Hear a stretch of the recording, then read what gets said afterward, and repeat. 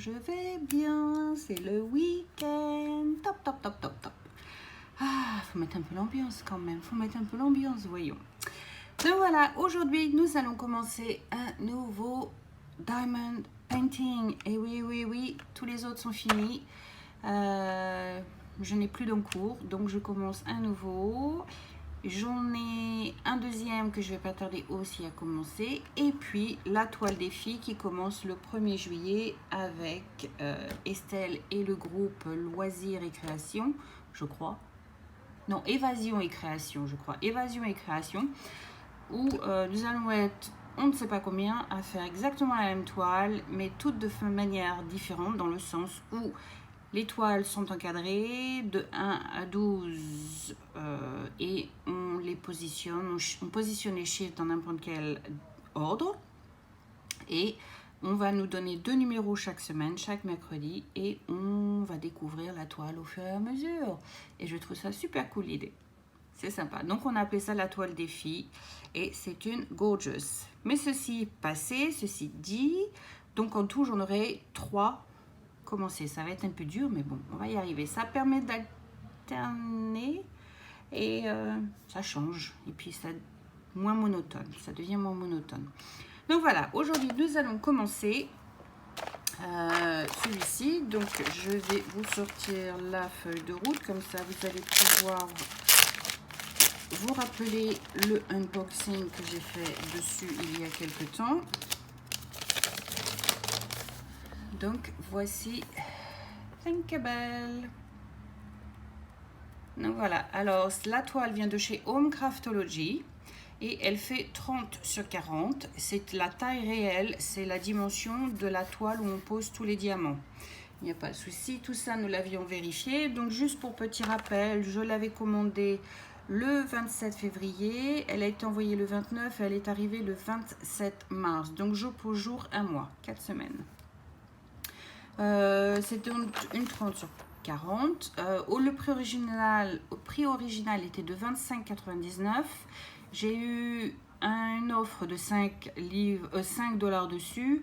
Le shipping m'a coûté 2,95 $. Donc le total, la toile m'avait coûté 23,94 $. Et j'ai mis la vidéo de unboxing le 30 mars. Donc si vous voulez aller vous vérifier, vous pouvez y aller. Vous la trouverez le 30 mars.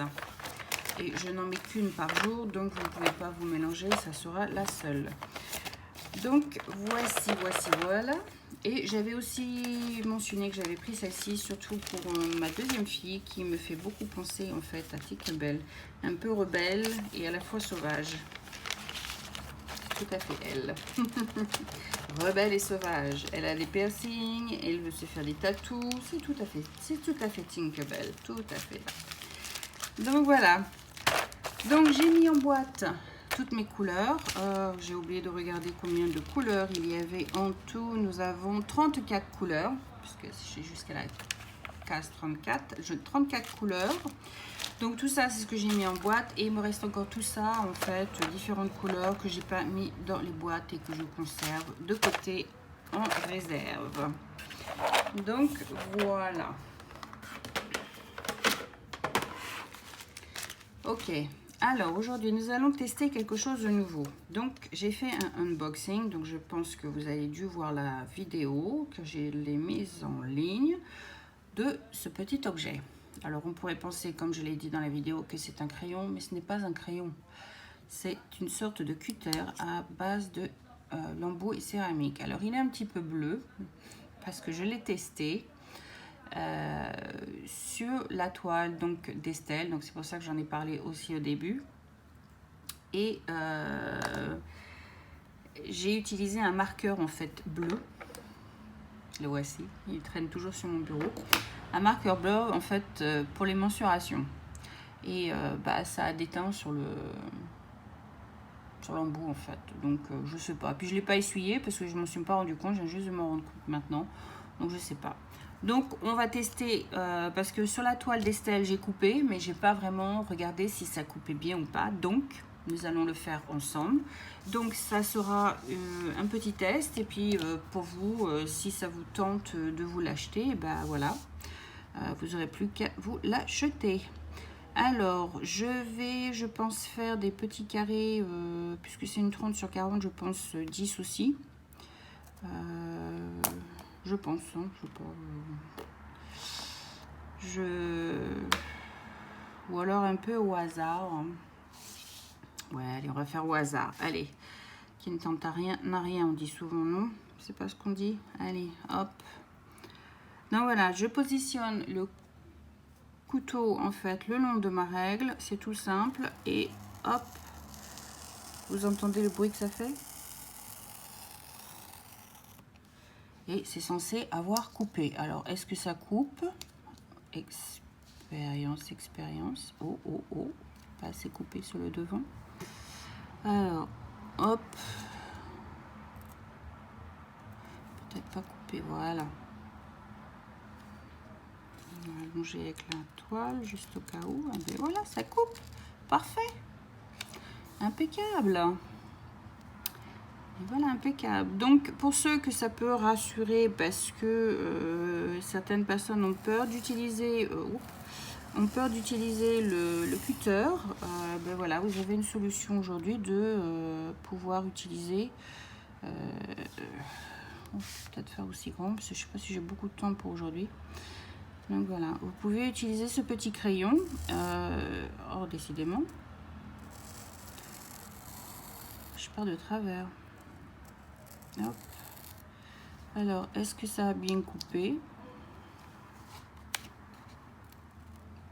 Mais c'est donc parfait. Voilà.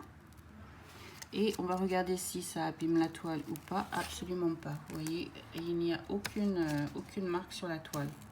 L'embout est là. Je vous fais voir à nouveau. Il n'y a absolument... Je vais vous trouver. Comme vous voyez, il n'y a absolument aucune marque sur la toile. Aucune. Donc c'est impeccable.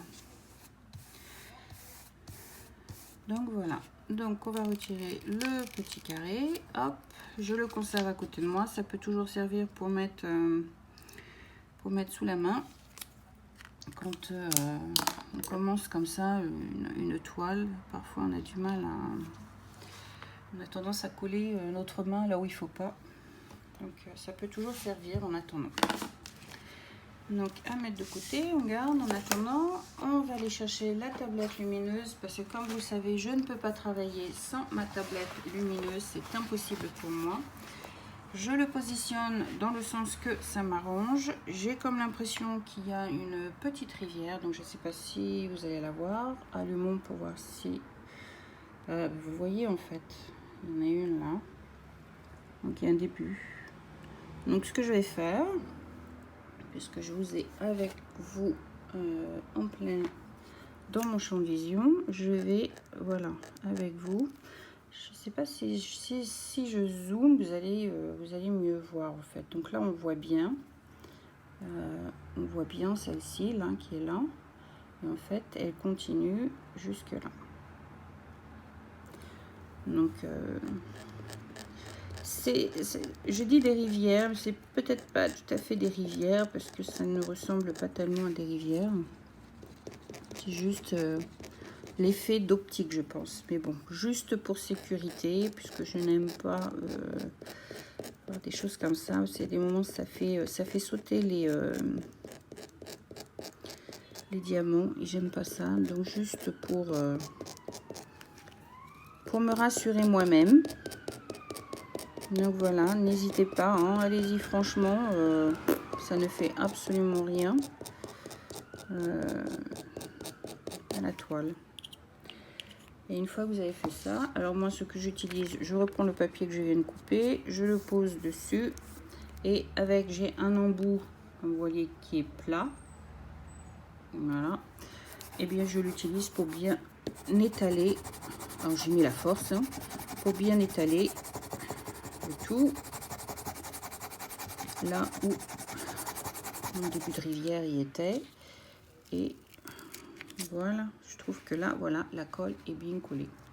Il n'y a plus de semblant de rivière. Donc moi, ça me satisfait, je suis contente. Et impeccable. Donc, on va dézoomer. Hop, je vous relève légèrement, ou peut-être devrais-je peut-être vous mettre voilà comme ça sur le côté, comme ça vous voyez ce que je fais. Si j'allume, ça fait quoi? Ben voilà, c'est impeccable. Vous voyez très bien. Donc on va essayer de ne plus trop bouger. On va aller chercher ce dont j'ai besoin. Donc besoin de ma pince, besoin de mon stylet, besoin de ma colle et besoin de mon washi tape. Alors pourquoi le washi tape? Alors le washi tape, si vous n'avez pas déjà vu dans une vidéo précédente, cela sert en fait à protéger votre toile de tout ce qui est poussière là où la colle est présente. Alors j'ai vu aussi une autre tactique dans d'autres vidéos et je me demande si qu'est-ce que ça ferait si on essaye. Ça vous dit de tenter? Alors je tente. Je ne sais pas si ça va marcher. C'est la première fois que je le fais avec vous, donc aucune idée. Donc je prends ma règle et je le mets le long de mon bord. Donc voilà, du coup avec la colle, la règle reste droite et collée. Et je coupe le long du bord. Alors je fais plusieurs fois. On recommence encore une fois. Je colle une légère pression sans pour autant mettre de pression. Puis le fait d'avoir fait plusieurs fois, normalement, je devrais... et maintenant ça colle. Ça colle, rends-moi ma règle, voleuse de règles. Et alors à partir de là, les personnes... Alors, est-ce que j'ai bien coupé là le bout? Alors, ce que j'essaye de faire, c'est décoller en fait la colle qui est sur le rebord. Oh là, faut pas que je perce. Faut que je perce la toile. Ce serait quand même pas bien, Isabelle. Bon, en même temps, cette partie-là sera certainement coupée si j'encadre. Donc, et normalement, waouh! Eh mais Letty, ça fonctionne. Regardez-moi ça. Alors, bon, c'est ma première expérience, donc je suis pas encore l'experte de quartier, mais moi je trouve ça très très bien. Donc est-ce que j'ai bien coupé? C'est une autre affaire. Donc je vais repositionner ma règle à nouveau et je vais bien hop. Mais ça m'a l'air de très bien fonctionner cette petite chose. Donc voilà, pour ceux qui n'ont pas de washi tape, ça peut être aussi une solution pour vous. Donc j'essaie de rattraper le bout là. Hop. Donc faites très attention de ne pas décoller ce qu'il y a sur la toile.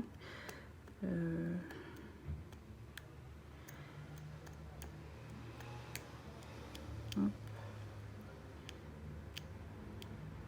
Hop. Disons que c'est un jeu de patience. Donc il faut bien retirer la colle qui est tout autour.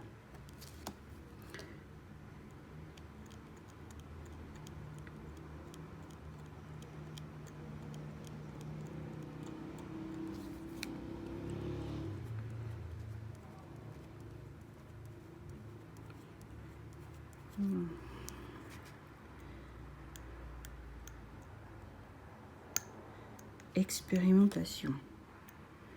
Si on n'expérimente pas, on ne sait pas. On ne sait pas comment ça fonctionne. Ce que je vais faire, je vais prendre à l'autre bout. Je vais couper ce bout là. Et je vais le prendre à l'envers. On va voir si ça va fonctionner ou pas.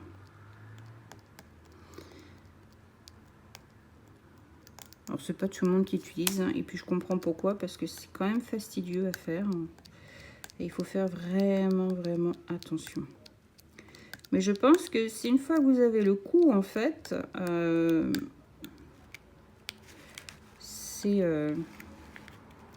vous voyez, en fait, en fait, c'est impeccable, quoi. Mais voilà, il faut faire très attention de ne pas...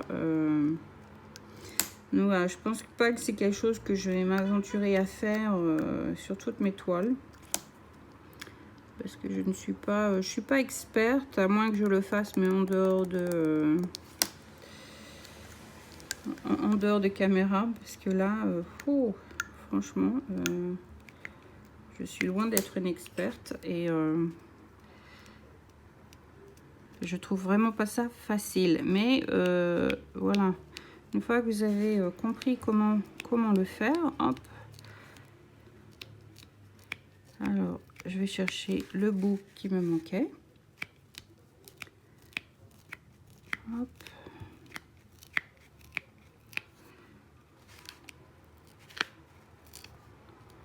Et voilà. Mais voilà. Et puis en plus, j'en profite pour nettoyer au passage. Et voilà. La colle qui était autour, ça ne colle plus, vous voyez, hein, ça colle plus. C'est mon doigt qui colle sur la toile, hein, c'est pas le bout. Vous le voyez, la colle est dans ma main.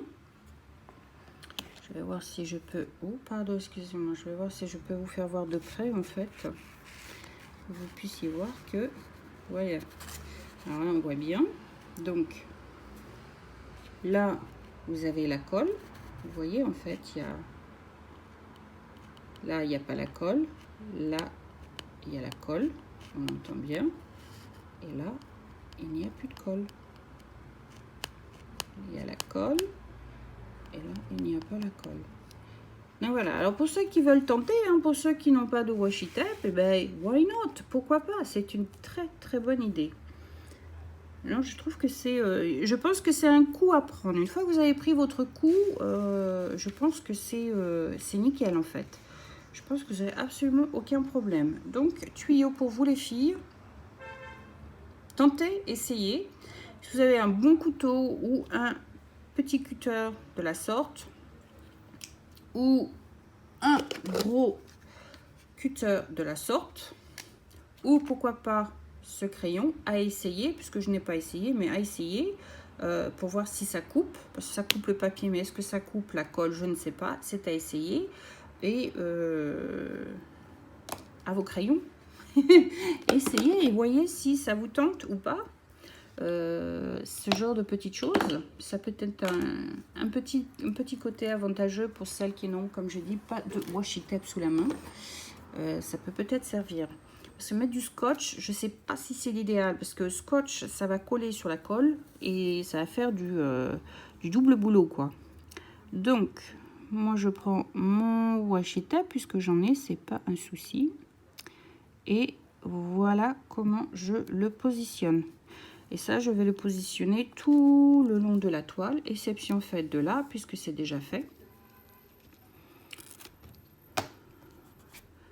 Donc, impeccable. Non, vraiment, je suis surprise, quoi. Je ne m'attendais pas à ça, du tout. Mais c'est vrai que ça peut être absolument un côté avantageux de pouvoir le faire. Donc, plutôt satisfaite. Vous voyez mieux comme ça, je trouve. Hein. Ça fait moins flash qui est dessus, quoi. Donc, voilà, c'était un petit tuyau juste avant de commencer la toile. Donc, rangeons tout ça. La mettons-la de côté. Et commençons donc cette toile.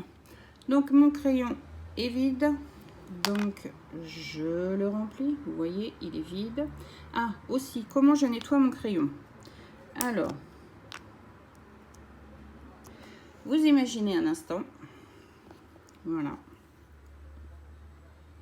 Non, pas du tout. On recommence. Voilà. Vous imaginez un instant, donc vous le voyez quand même. Hein. Vous voyez bien? Il y a du rose. Il y a du rose à l'intérieur, vous voyez. Donc ça, la colle, il y a des moments, donc ça ne colle plus et il faut le retirer. Alors j'ai entendu dire que quand vous utilisez la pince pour le retirer, ce n'est pas l'idéal car vous abîmez le contour et vous le griffez et à force, il prend une malformation.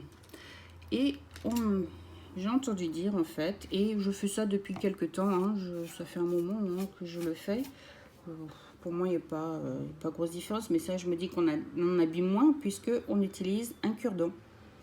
Donc voilà, tout simplement un cure-dent et on va piquer à l'intérieur. Donc comme je dis, en fait, je pense que ça abîme beaucoup moins puisque c'est du bois qu'on utilise. Je pique, je tire et ça se retire tout seul. Donc je vide régulièrement mon crayon. Je ne remplis pas pour remplir. Non. Quand je vois que ça colle plus, je retire ce qui est à l'intérieur pour mettre du frais. Et j'ai l'impression que ça me dure plus longtemps en fait. Bon, je ne peux pas dire combien de temps ça me dure, mais ça me dure plus longtemps. Donc voilà.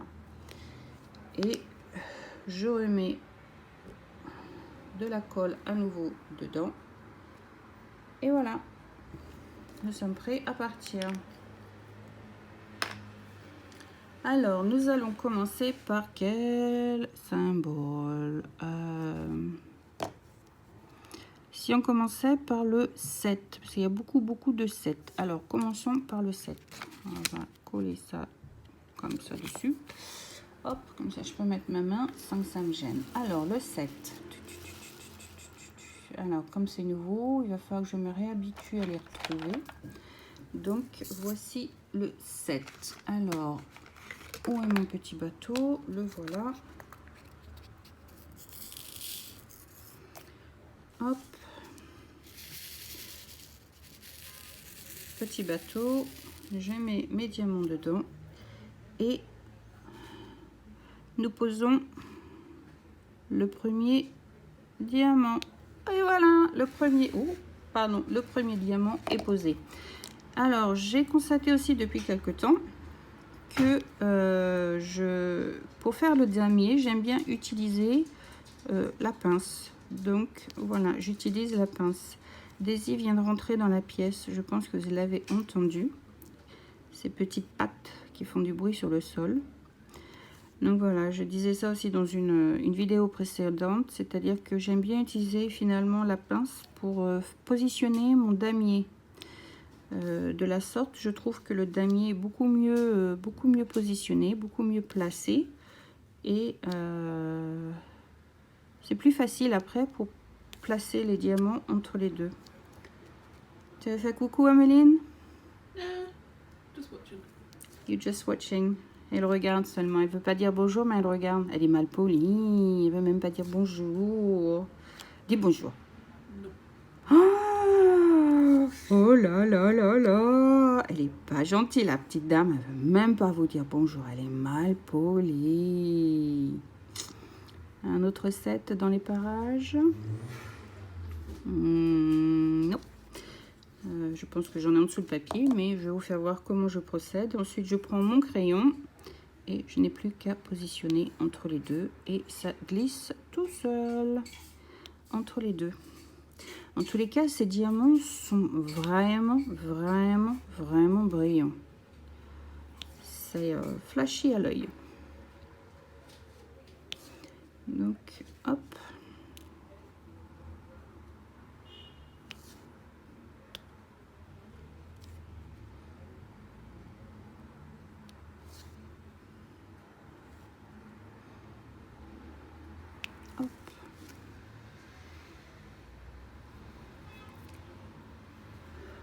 Donc voilà, bah, c'était pour commencer donc petit Tinkerbell avec vous.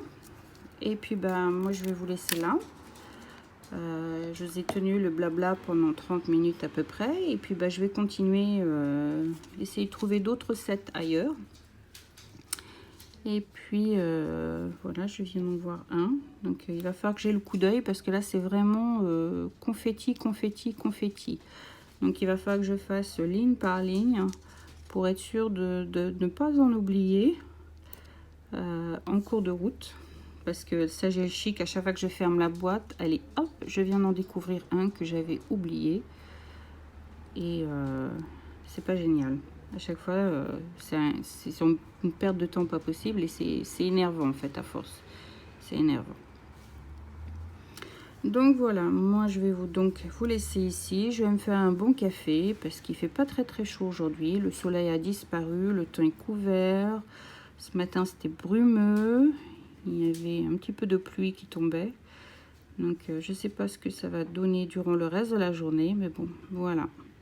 Bon, j'ai l'impression qu'il y a plus de 7. Mais je vais vérifier au cours de route. Hein, parce que me connaissant, il a bien fallu que j'en oublie quelque part.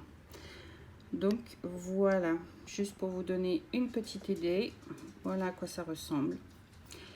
Et puis voilà, ça m'a fait super plaisir de partager ce que j'ai partagé avec vous. J'espère que vous aurez appris quelque chose de nouveau. Et puis, on aura commencé Tinkerbell en même temps avec vous tous. Et toutes, pardon, excusez-moi. Sur ce, je vous fais plein de gros bisous. Et je vous dis à bientôt. C'était Tea Time Fix. Bye.